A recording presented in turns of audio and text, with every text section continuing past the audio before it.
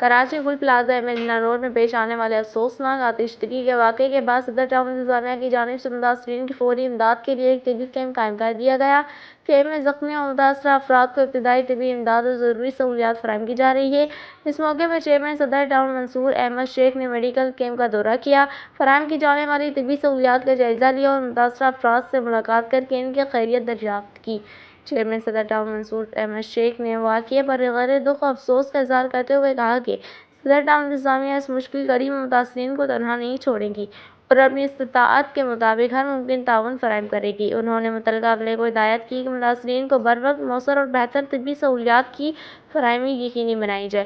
انہوں نے مزید کہا کہ صدر ٹاؤن کی جانب سے ریلیف اور بحالی کے اقدامات کا سلسلہ جاری رہے گا اور متاثرین کی ہر ممکن مدد کی جائے گی۔ چیئرمین نے اس عزم کا اعادہ کیا کہ صدر ٹاؤن انتظامیہ عوام کے دکھ سکھ میں برابر کی شریک ہے اور اس آزمائش کی گھڑی میں متاثرین کے شانہ بشانہ کھڑی ہے۔